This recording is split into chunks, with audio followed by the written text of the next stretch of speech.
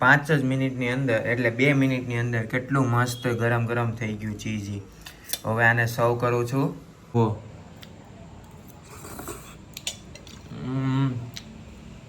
એક નંબર બની છે.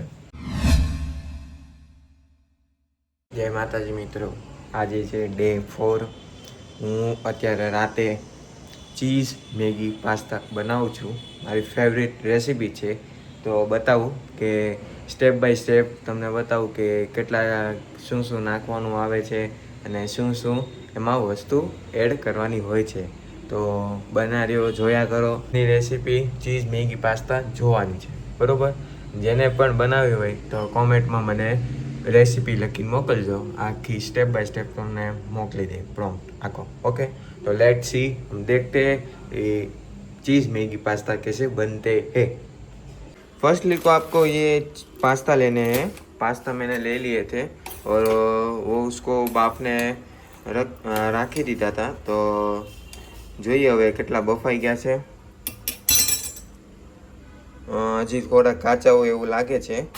ત્યાં સુધી આપણે આને કટિંગ કરીને આને મૂકી દઈએ સાઈડમાં. અહીંયા મૂકી દઈએ જેથી આ બની જાય. એટલે આ સીધી ડાયરેક્ટ આ મૂકી દેવાની.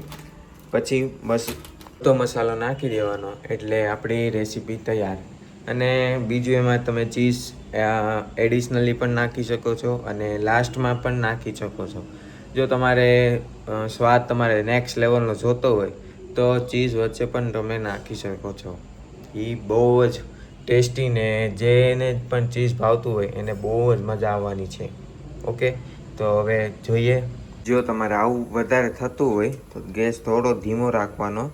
એમાં તમે ઘી અથવા તમે તેલ પણ નાખી શકો છો. ઘી તમે નાખો તો બહુ નેચરલ પડશે. આજે ફીણ પડતા હતા, ફીણ ઓછા પડવાના શરૂ થઈ જાય એટલે બહુ વધારે પડે નહીં અને બહાર પડે નહીં. એના માટે ઘી કાં તેલ નાખવું પડે. નો પણ સ્વાદ બહુ જ સારો આવે છે અને એ હેલ્ધી બની જાય છે, બરાબર. તો આ તમે જરૂર ટ્રાય કરજો. હું જાતે બનાવું છું બધી રેસીપી. હું જાતે ક્રિએટ કરું રેસીપીને પછી હું તમને એક્સપ્લેન કરું છું. ઓકે, તો આ કેવી લાગે તમે મને જરૂર કહેજો, બરાબર. ફાઇનલી ગાઈસ, આપણા પાસ્તા બફાઈ ગયા છે.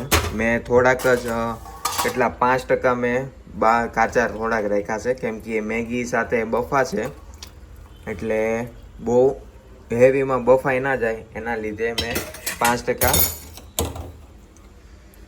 નથી બાફા વધારે. ચાલો, આ થઈ ગયું. આને મૂકું સાઈડમાં. આમાં પાણી ભર્યું અને સાફ કરી દઈએ એટલે લુકિંગ સારું આવે. હાલો, થઈ ગયું. આ આપણા થઈ ગયા પાસ્તા, બફાઈ ગયા. મેગી મેં ખોલી નાખી છે. હવે આ બાઉલને થોડુંક સાફ કરી નાખીએ. ક્લીન અપ કર્યા પછી તમને બતાવું. ચલો, સાફ કરી નાખ્યું. એમાં હવે પાણી નાખીએ. 1 લોટો પાણી, ઉપર 1 ગ્લાસ પાણી અને હજી 1 લોટો પાણી ભરીને નાખવાનું છે. તો ગાઈસ, આમાં પાણી મેં ભરી દીધું અને મેં મસાલો કાઢી લીધો. આમાં આ જે મેગીની સાથે 2 મસાલા આવે એ નાખ્યા છે. એક આ મેગી મસાલો નાખ્યો છે અને મસાલામાંથી મરચું નાખ્યું છે. હવે આને સાથે મેં મીઠું પણ નાખ્યું છે. સૌપ્રથમ આપણે પહેલાં મસાલો નાખવાનો રહેશે. આ યુનિક રેસીપી છે એટલે તમારે પહેલાં રસો તૈયાર કરવાનો છે. રસો ગરમા ગરમ તૈયાર થાય પછી આ મેગી નાખવાનું છે. એની સાથે 1 મિનિટ પછી આ પાસ્તા નાખવાના છે, બરાબર. આ આટલી રેસીપી છે. સ્ટેપ બાય સ્ટેપ આ ફોલો કરવાના છે જેથી તમારો સ્વાદ અને જે મસ્ત જે ફીલ થાય એની માટે છે, બરાબર. તો હું એટલું માનું છું કે આ તમે જે જોવો છો એ સ્ટેપ બાય સ્ટેપ તમે કરશો. ચાલો મિત્રો, આ થોડોક ઘાટો થઈ ગયો એવું લાગે છે તો આને ક્રન્ચી કરવાની છે. એટલે ક્રન્ચી મીન્સ ભૂકો. હું એમ ક્રન્ચીને ભૂકો કહું. મને ભૂકો બહુ ઓછો ભાવે પણ અત્યારે ભૂકો કરવો પડે. અને જો આ રીતનો ભૂકો થઈ ગયો, એક ભૂકો કરવાનો અને એક આખી નહીં નાખવાની, હાફ કરવાની, હાફ એટલે અડધી, બરાબર. આ થઈ ગઈ. ચાલો, નાખી દીધી. આ ભૂકો થોડુંક એવું આપણે સર્વ કરવાનું આમ. તો એવું નહીં કહેતા કે ચાલો રસોઈમાં ખાય છે, હું બોઈશ છું બરોબર, મને ચેકિંગ કરવા માટે ખાવું પડે. ઓકે, તો કોઈ એવું વિચાર કરવો નહીં મહેરબાની કરીને. ધારા 114 નંબરની 104 સારા નંબર 114 નંબર લાગી જશે. ઓકે, એ તમે જોઈ લેજો.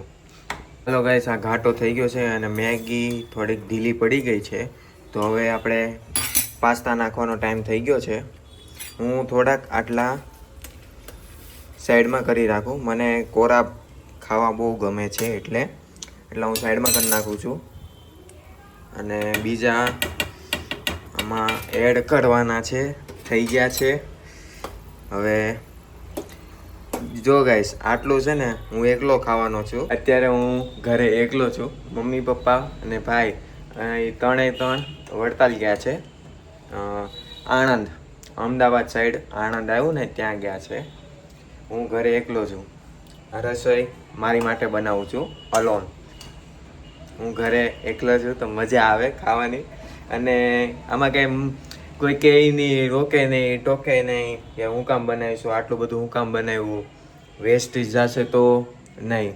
હું એવું નથી કરતો કે વેસ્ટેજ જાય એમ, એટલે બગડે, અનાજનો બગાડ હું નથી કરતો. આટલું હું ખાઈ જાઉં છું કેમ કે મને ભૂખ વધારે લાગે. એટલું કહેવાય નહીં. 2 મિનિટ આ રીતે સેમ એઝ ઇટ ઇઝ રહેવા દેવાનું છે, કેમ કે આજે અત્યારે બહુ કડક થઈ ગયું હોય, કેમ કે આ જેમ સુકાતું જાય એટલે આ સ્ટ્રોંગ બનતું જાય. એટલે આપણે આમાં થોડુંક 2 મિનિટનો બ્રેક આપશું. અને પાણી થોડુંક જ નાખવાનું છે, કહેવા પૂરતું, અને થોડુંક હલાવી લેવાનું કે પાણી સર્વ થઈ જાય એની અંદર, બરાબર. હવે આને 2 મિનિટ એમ રહેવા દેવાનું. જેવો ઉબાળો આવે, જો આ ધીમે ધીમે ઉબાળો આવવા માંડ્યો છે, જેમ વધારે થઈ જાય એટલે પાછું હલાવવાનું શરૂ કરવાનું છે. આ દરમિયાન તમે ચીઝ પણ નાખી શકો છો ખમણીને, જે કે તમારો સ્વાદ અનુકૂળ બહુ મસ્ત થઈ જાય. હું અત્યારે નથી નાખતો ફિલહાલ, કેમ કે મારી પાસે એક જ લાસ્ટ પીસ પડ્યું છે, એના લીધે હું લાસ્ટ જ્યારે સર્વ કરવા બેસીશ ત્યારે હું ખમણીશ. એ પણ બહુ મજા આવે એ રીતે, બરાબર.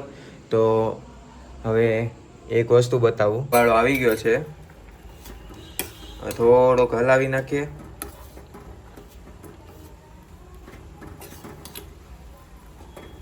ચાલો, હલાવી નાખ્યું. હવે પાછો જે માસ્ટર ઉબાળો આવે એટલે બૂ બૂ બૂ કરે ને ત્યારે આપણે હવે સર્વ વધારે કરવાનું છે, એટલે હલાવવાનું છે. ઓકે, તો ગાઈસ, આ ચીઝ મેગી પાસ્તા રેડી થવાની છે. આ મેગી ને પાસ્તા રેડી થઈ ગયા છે. ને અહીંયા રહ્યું ચીઝ. હું આમાં નાખીને, સોરી ગાઈસ, લો ગાઈસ, ચીઝ ખમણાઈ ગયું છે. જુઓ કેટલી મોટી સ્લાઇસ, એટલે કેટલી મોટી ચીઝના ખમણી થઈ છે. આને હું ઢાંકી દઈશ જેથી આ ગરમ રહે. અને આ સોરી ભગવાનને, મારા મોટા ભાઈને કે હું ધરી ના શકીશ, હું એના બદલે દૂધ ધરીશ, કેમ કે આમાં કાંદા લસણનો ઓલો મસાલો આવે ને. જો ભગવાનને દૂધ ધરી દીધું છે. ભૂલશું માફ કરજો પ્રભુ, મારા ભાઈ. એમાં કાંદા લસણનો ભાગ આવે એના લીધે અમે ધરી ના શક્યા. ભૂલશું માફ કરજો, મારે લેજો. 5 જ મિનિટની અંદર, એટલે 2 મિનિટની અંદર કેટલું મસ્ત ગરમ ગરમ થઈ ગયું ચીઝી. હવે આને સર્વ કરું છું. હો,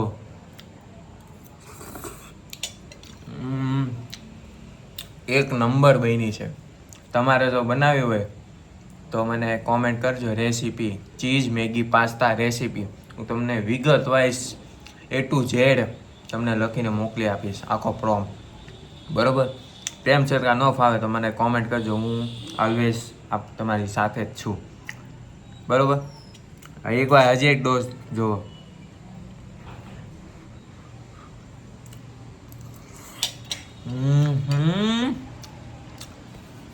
મજા આવી ગઈ.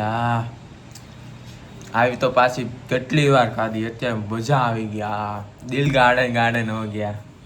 તો ગાઈસ, તમારે જો આવા અનોખા વિડીયો જોવા હોય તો મને like, share, comment and subscribe કરજો, બરાબર. સબસ્ક્રાઈબ કરજો મને. Okay, have a nice day, have a nice good night. અને હવે મળીએ નેક્સ્ટ વ્લોગમાં કાલે, ડે 5 માં. ઓકે.